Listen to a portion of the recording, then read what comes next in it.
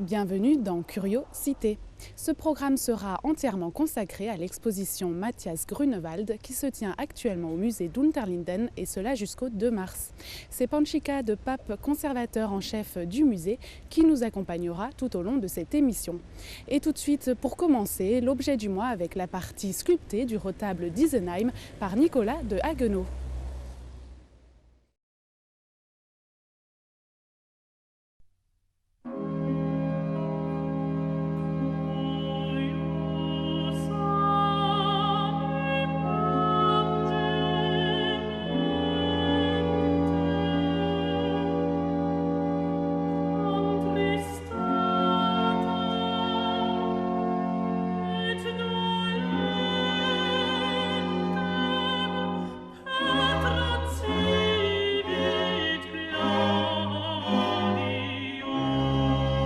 L'objet du mois, du prochain mois de janvier, et vous allez me dire peut-être un petit peu bizarre parce qu'on a choisi le retable d'Isenheim. Alors c'est une œuvre très connue, c'est pas une œuvre sortie des réserves ou restaurée ou qui vient d'être acquise par le musée, c'est l'œuvre la plus célèbre du musée, mais nous allons présenter les sculptures du retable d'Isenheim, donc créées par Nicolas de Haguenau. Et c'est là qu'on a voulu présenter cet objet du mois parce qu'il y a quelque chose de nouveau que nous avons essayé de présenter à l'occasion de l'exposition Grunewald, parce que jusqu'à présent, et depuis toujours en fait, on disait que les sculptures de Nicolas de Haguenau dataient des années 1490 et que les peintures peintes par Grunewald avaient été faites dans les années 1512-1516. Et ça, finalement, personne ne s'était posé la question, pourquoi dans un même retable, y avait-il 25 ans d'écart entre le noyau du retable, la caisse sculptée, et les volets peints? Ça peut sembler bizarre. Alors, on peut l'expliquer, ça a pu exister dans l'histoire de l'art quand le commanditaire, soudain, n'avait plus d'argent. Il y avait un problème financier, donc les artistes s'arrêtaient de travailler et on pouvait reprendre par la suite. Ce n'est pas du tout le cas pour la commanderie des Antonins d'Isenheim qui a commandité l'œuvre, puisqu'ils sont très florissants au début du XVIe siècle. Donc il n'y a pas eu de problème financier. Donc comment expliquer cet écart?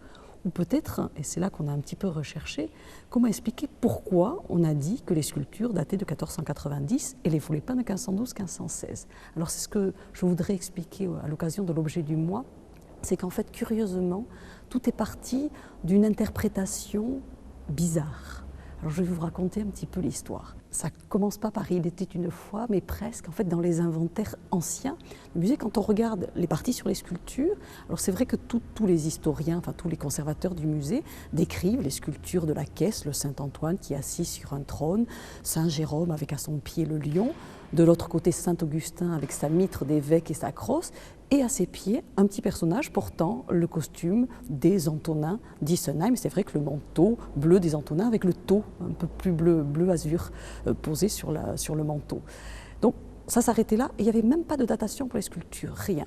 Et en fait, il faut attendre 1911 où a été publié l'un des plus beaux livres et plus fantastiques livres sur le retable d'Isenheim et sur Grunewald, qui est de Heinrich Alfred Schmidt, et qui dit, pour la première fois, en fait, ce petit personnage qui est agenouillé au pied de Saint-Augustin, qui est un Antonin, on est tout à fait d'accord, peut-être s'agit-il de Jean d'Orly. Et il a dit ça, en fait, pour une raison, parce qu'il se dit, tiens, cet homme, avec ce costume-là, ressemble étrangement au personnage qui est peint sur le retable que l'on appelle effectivement d'Orly, qui a été peint par Martin Schongauer aussi pour la commanderie des Antonins d'Isenheim, et sur lequel il y a des armoiries. Et on sait que ces armoiries sont celles de Jean d'Orly, qui était supérieur de l'ordre et qui a arrêté ses fonctions en 1490. Donc Schmidt dit, c'est la même personne, ils ont l'air de se ressembler, ils portent le même costume, donc c'est Jean d'Orly, qui est aussi installé au pied des sculptures et qui est certainement a commandité les sculptures. Et donc lui dit, Jean d'Orly a arrêté sa carrière de supérieur de l'ordre en 1490, très certainement, il avait commandé les sculptures et elles ont été réalisées peu de temps après, il ne sait pas trop, il dit tout à fait au début du XVIe siècle, et puis dans la continuité, Grunewald a fait les peintures autour de, donc lui disait un petit peu plus tôt, 1511, donc ça correspondait à peu près, il n'y avait pas trop de hiatus entre les sculptures et les peintures. Et après, tous les historiens d'art ont repris cette thèse-là, ont dit, ah ben oui, le petit personnage qui est au pied de Saint-Augustin, c'est Jean d'Orly, c'est lui qui a commandité les sculptures, et c'est là qu'après, le fossé s'est un peu creusé, parce que la plupart des historiens, du coup, ont dit, il arrête en 1490, donc les sculptures datent d'avant 1490, donc ça serait les premières sculptures réalisées par Nicolas de Haguenau. Et en fait, les peintures, maintenant on en est sûr, on sait que Grunewald a réalisé les peintures d'Isenheim après le retable qu'il avait fait pour Jacobus Heller à Francfort, donc après 1511. Donc on est sûr que les peintures datent après 1512. Donc du coup, le fossé était énorme entre les sculptures 1490 et les peintures qui débutent en 1512. Et ça ne peut pas exister. Quand on commande un polyptyque, c'est un ensemble, conçu pour être un ensemble. Il y a une partie du retable qui est consacrée à Saint-Antoine et l'autre partie qui est consacrée à la vie du Christ. Et en plus, il faut savoir que de part et d'autre de la caisse sculptée, il y a 2 volets peints consacrés à la vie de Saint-Antoine et qui vont avec. C'est un tout. L'ouverture du retable est un tout consacré à Saint-Antoine et que sur un des volets qui est juste à côté de la caisse, il y a le blason peint, non pas de Jean d'Orlier, mais le blason peint de Guy Gers, qui est le successeur de Jean d'Orlier, qui est arrivé à la tête de la commanderie en 1490 et qui est arrêté en 1516. Et en fait, c'est ce personnage-là qui a commandité l'ensemble du retable. Et c'est ce que je vais essayer de montrer lors de la présentation, parce qu'au-delà de cette erreur historique qui a fait qu'on a tout changé, on peut aussi prouver que stylistiquement, les sculptures de Nicolas de Haguenau sont exactement de la même époque que les peintures de Grunewald et qu'elles montrent des éléments tout à fait étonnants dans à la fois le naturalisme et l'expressivité, paradoxalement, des sculptures. Il n'y a qu'à regarder, si vous regardez de près le Saint Jérôme, par exemple, il a un visage, c'est celui d'un vieillard, on vous montrait que c'est un sage, il a les pommettes hautes, mais le reste de la chair est flasque, il y a le cou qui est très tiré, il a les paupières bien creusées, il ouvre la bouche qui est étonnant et on voit sa dentition, on voit qu'il lui manque une dent. Donc tout ça, ce sont des éléments novateurs du début du XVIe siècle qu'on n'aurait pas fait à la fin du XVe siècle. Donc voilà cette transformation de date des sculptures du retable, mais qui font qu'on a un ensemble beaucoup plus homogène à la fin. Je vous rappelle que dans le cadre de l'objet du mois, Panchika de Pape tiendra une conférence le 24 janvier, salle 6, à 13 h dans la limite des places disponibles. Pour la première fois en France, le musée d'Unterlinden présente une exposition consacrée au célèbre retable d'Isenheim attribué à l'énigmatique Matthias Grunewald. Dessins préparatoires à l'élaboration du retable, œuvres graphiques de maîtres contemporains de la Renaissance germanique, c'est un ensemble d'œuvres exceptionnelles qui sont confiées par les musées les plus prestigieux à notre musée colmarien. Panchika de Pape nous fait découvrir cette exposition et nous fait faire connaissance avec le peintre Mathis Gotthard-Nittard dit Matthias Grunewald.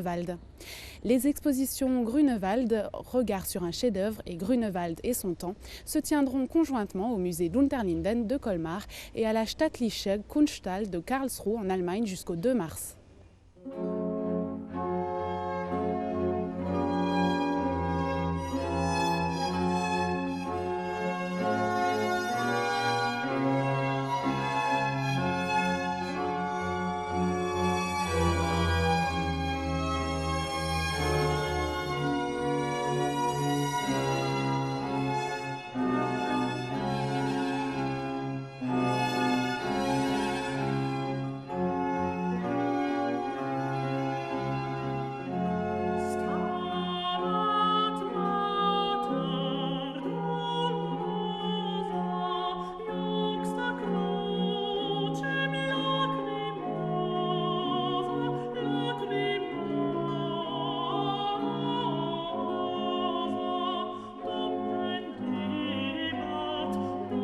Matthias Grunewald, c'est ainsi qu'on l'appelle par commodité, mais en fait, c'est Sandrart, l'historien de l'art allemand, qui au XVIIe siècle, dans son histoire de l'art sur les artistes allemands, a appelé ce personnage Grunewald, ce personnage qui avait peint un grand chef-d'œuvre à Isenheim. Il cite déjà le retable d'Isenheim et il parle en particulier du petit monstre qui vient tenter Saint-Antoine dans le panneau fixe de Saint-Antoine. Donc c'est lui qui l'a nommé Grunewald. Le problème pour les historiens de l'art, c'est de trouver en fait le personnage qui va avec ce Grunewald, parce qu'on ne trouve pas de mention de Grunewald dans le nom d'artiste allemand. Donc en fait, on a essayé de voir quelle était la personnalité qui cadrait le mieux avec l'œuvre. Parce qu'en revanche, même si l'homme est énigmatique, il a une œuvre qui est colossale, que ça soit l'œuvre peinte ou l'œuvre dessinée. c'est avec un style très caractéristique, très homogène, donc que l'on reconnaît fort bien. Donc on connaît l'ensemble de ses peintures, on sait exactement tout ce qu'il a pu réaliser. Donc on a les œuvres, on a même quelques mentions sur les œuvres, et on a même, et là c'est merveilleux, quelques œuvres, en particulier par exemple le Saint-Laurent, qui est une grisaille qui a été faite pour le retable Heller de Francfort, qui est exposé à Francfort, qui actuellement est présenté à l'exposition de Karlsruhe, sur lequel il y a les initiales. Il y a des initiales entrelacées, M, G, N. Donc ça, c'était quand même un indice. Et du coup, on a pu retrouver un personnage qui s'appelle Matthijs Gotthard Nittard, qu'on appelle Maître Matisse dans les textes. Donc on a énormément de textes sur cet homme qui est à la fois artiste, ingénieur hydraulicien, dont on connaît à peu près la vie, qui a travaillé pour l'archevêque de Mayence, après qui a été à Francfort pour recevoir une commande, qui a travaillé avec les chanoines d'Aschaffenbourg, qui a donc travaillé pour les Antonins d'Isenheim pour réaliser le retable. Donc on a des éléments biographiques de cet homme dont on sait qu'il est né à Würzburg autour de 1475. 1480, on a un point d'interrogation sur la date, et on sait qu'il est mort à Halle en 1532. Donc le personnage, s'il s'agit bien de lui, mais il y a beaucoup d'éléments quand même qui nous font penser à Grunewald dans ce Matthijs Gotthard Nittard. Donc en fait, on pense que c'est lui qui a réalisé le retable. Mais ça reste une énigme, mais il nous reste plein de points d'interrogation. C'est peut-être ça qui fait le charme aussi de cette œuvre. Mais par exemple, on n'a pas de contrat, on n'a pas de texte sur le retable. Donc ça fait bien 15 ans que nous travaillons sur l'idée d'une exposition sur le retable d'Isenheim. Et là, ça y est, elle voit le jour. Donc jusqu'au 2 mars, il y a cette exposition qui est vraiment centrée sur le retable. C'est une exposition sur le retable. Et on a essayé d'expliquer aux personnes qui viendront voir l'exposition comment était né ce retable, comment Grunewald avait travaillé dans la conception même technique, dans l'idée même pour réaliser ce retable. Donc on a réussi, donc ça vraiment c'est assez impressionnant, je pense que ça ne se refera plus, à faire venir les dessins préparatoires pour le retable d'Isenheim. Et un dessin préparatoire, ça dit peut-être pas grand-chose, mais je suis sûre que quand les visiteurs voient ces œuvres, c'est pas seulement juste un dessin posé sur une feuille de papier, ça va au-delà. Grunewald, quand il fait un dessin préparatoire, tout est posé. C'est en noir et blanc, c'est travaillé au fusain, il y a de la matière, il va estomper ce fusain, il va faire des noirs, il va faire des gris, il va faire des rehauts de blanc. Il pose déjà le modelé du personnage qui va être sur le tableau, il pose la lumière, il manque que la couleur, mais on a presque l'impression qu'elle est déjà sur le dessin. Donc tout est vraiment posé. Et on a eu la chance d'avoir des prêts de Berlin, de Rotterdam, de Dresde, pour avoir ces dessins préparatoires du retable. Et c'est très émouvant, alors ils ne sont pas juste à côté du retable, ils sont juste dans la salle en dessous, de voir le torse de Saint-Sébastien dessiné, en plus avec des dessins, l'un vient de Dresde et l'autre de Berlin. À l'origine, c'était une grande feuille de papier qui a été découpée, on ne sait pas à quelle époque, et aujourd'hui ils sont séparés. C'est la première fois qu'ils sont réunis, et ils sont là, et on les voit, et on voit ce que Grunewald a fait, a travaillé avec un modèle vivant pour dessiner ce Saint-Sébastien, et après il a simplement repris son dessin, et il l'a mis en couleur sur le retable. Donc ça c'est très émouvant. Du coup on a voulu montrer comment travaillait Grunewald, comment il s'inscrit parfaitement dans une époque qui est ce début du XVIe siècle qui est bouillonnant, où il y a plein de choses qui se passent, pas seulement en histoire de l'art, mais du point de vue humain, du point de vue religieux. Donc lui il appartient à ce courant-là, il recherche plein de choses, mais il n'est pas tout seul. Il y a d'autres artistes qui ont les mêmes idées que lui. Et donc dans l'exposition, on va confronter les dessins de Grunewald, qui est le premier jet. Le dessin, ce sont les tripes du dessinateur, si je peux dire, de l'artiste, du peintre. Donc on va les confronter à des dessins d'Aldorfer, Hans Baldung-Grien, Albrecht Dürer, Lucas Cranach, Hans Holbein l'Ancien, et on va montrer que Grunewald appartient à un courant, mais qu'en même temps il a sa spécificité et qui fait autre chose de différent, et on le voit très bien quand on voit les dessins. Alors qu'on a choisi un des thèmes, l'exposition est divisée en 4 sections. Il y a les scènes religieuses, les paysages, les drapés, les figures et les corps, tout ce qui forme le style d'un artiste, et on voit très bien à chaque fois on confronte Grunewald et les autres artistes, et on voit qu'il appartient à une même mouvance, mais qu'il est particulier. Donc ça, je trouve, c'est vraiment une richesse de le voir ici à Colmar. Et en plus, on a présenté dans l'exposition des documents qui nous viennent du laboratoire de recherche et de restauration des musées de France, qui est installé à Paris, mais qui travaille pour tous les musées de France. Ils ont passé 4 ans à travailler sur le retable, à faire des radiographies, des photographies infrarouges, travailler avec la microfluorescence X qui permet de connaître la composition des pigments. Et tous ces résultats-là, enfin la synthèse, il n'y a pas tout, est exposé dans l'exposition, est présenté dans l'exposition dans une salle bien particulière.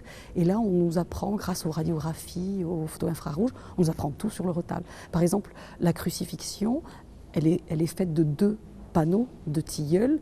Ces 2 panneaux sont faits de planches de tilleul assemblées l'une à côté de l'autre. Par exemple, pour les 2 panneaux de la crucifixion, il y a 26 planches de tilleul accolées l'une à l'autre pour faire ces 2 panneaux. Donc c'est fou de se dire, bon là, quand on voit la crucifixion, heureusement, on ne pense pas à ce qu'il y a derrière. Mais là, on le sait grâce à ces radiographies. On sait comment il préparait ces compositions, en commençant toujours par l'arrière-plan, le paysage, et il finissait par les personnages principaux. Donc toute sa composition était préparée à l'avance et posée ainsi. On voit aussi, mais il y en a peu, il y a très peu de repentir, il a très peu changé en cours de réalisation. L'un des rares et qu'on voit vraiment bien dans l'Annonciation, l'archange Gabriel, aujourd'hui, pointe son doigt à peu près au niveau de la Vierge. Et bien, dans un premier jet peint, il pointait son doigt vers la colombe du Saint-Esprit. Donc là, il y a une transformation, mais c'est très rare chez Grunewald. Et c'est vrai, on a l'impression, et on le voit dans les dessins, que quand il commençait quelque chose, tout était prêt. Donc je crois que les visiteurs, en venant voir l'exposition colmarienne, j'espère, enfin, ne sauront pas tout, parce qu'on ne peut pas tout savoir sur une œuvre, mais sauront le maximum de ce qu'on peut savoir sur la façon dont Grunewald a travaillé. Et après, il faut qu'ils aillent à Karlsruhe, puisqu'on a fait les 2 expositions en parallèle, dans les mêmes dates. Elle finit aussi le 2 mars à Karlsruhe. Et à Karlsruhe, il pourra voir de façon plus élargie d'autres œuvres de Grunewald et d'autres œuvres d'autres artistes pour connaître un peu Grunewald et son temps. Donc les 2 sont complémentaires, il faut voir les 2. Hâtez-vous, il ne faut vraiment pas rater cette occasion exceptionnelle de découvrir le retable d'Isenheim. Curiosité est terminée, on se retrouve le mois prochain. Je vous emmènerai au musée du Jouet pour son exposition consacrée au cirque et l'objet du mois sera encore l'occasion d'aborder un autre aspect du retable d'Isenheim. En attendant, à bientôt, salut!